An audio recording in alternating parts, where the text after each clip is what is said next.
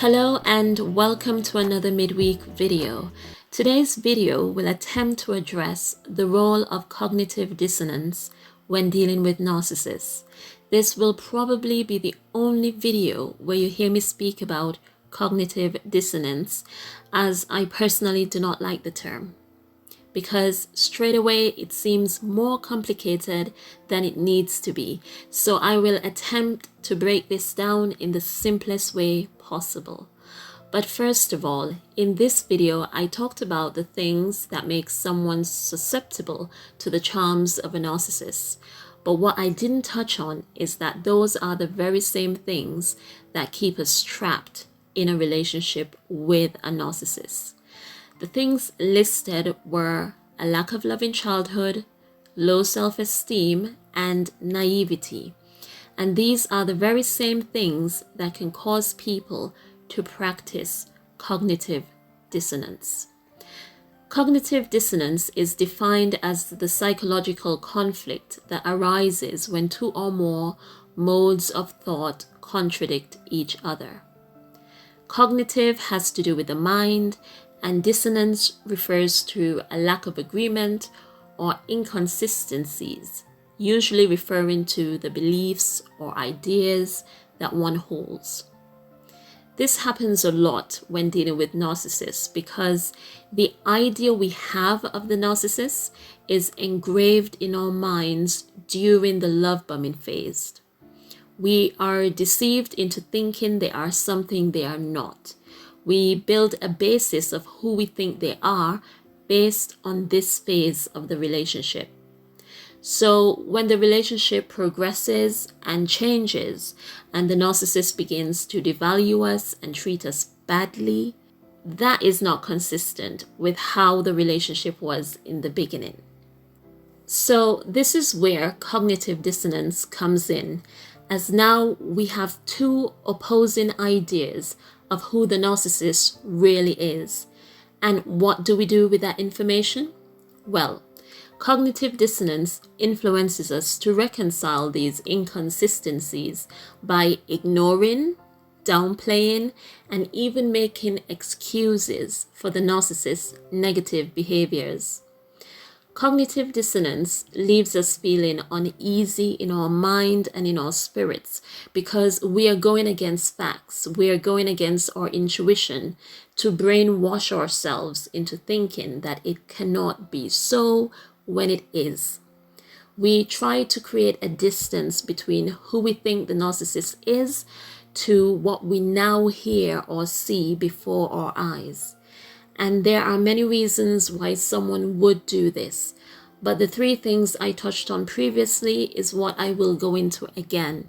The first one being a lack of love in childhood, which would make one want to hold on tight to the narcissist, thinking they can rekindle the love and passion that existed in the love bombing phase of the relationship. The low self-esteem would want us to stay with the person who at one point validated us and boosted that self-esteem. And finally, our naivety of not knowing that narcissists exist can make us quickly excuse their behavior or attribute it to some other external factor, and we convince ourselves that it is temporary and not who the narcissist truly is. Basically, with cognitive dissonance, although we see the red flags, in our minds we try to make them disappear. Also, in this video, I talk about how politeness can keep us trapped in narcissistic relationships. And even in these instances, cognitive dissonance is at work. Because although someone makes us feel uneasy or we know they are no good, we make excuses to remain polite in our dealings with them. We go against our better judgment to fulfill social norms. Cognitive dissonance is also not limited to narcissists. Another example would be knowing smoking is bad for you, but you decide to still smoke so that you can socialize and blend in with your work colleagues. So you convince yourself that smoking socially will not have any negative effects, as it is very limited, not often, and everything is going to be okay. Although you know deep down it is not right and you shouldn't be doing it. With regards to the narcissist, we end up trying to reconcile facts with fiction, and that creates inner turmoil and weakens our intuition. Cognitive dissonance is basically brainwashing yourself so that you can keep believing what you want to believe. It gets dangerous when you start justifying and rationalizing harmful behaviors. But no, it's all in the mind. Dealing with narcissists is psychological warfare, but awareness can help you get off that hamster wheel and break free from these destructive cycles.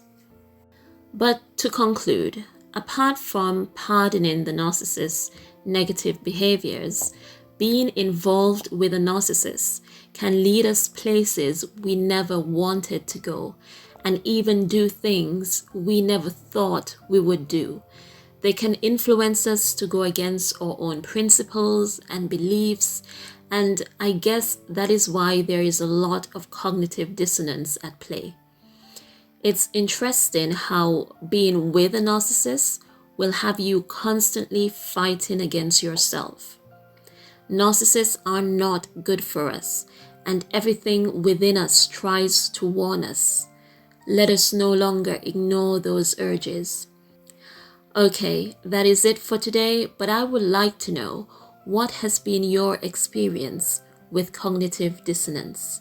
Please let me know in the comments section below.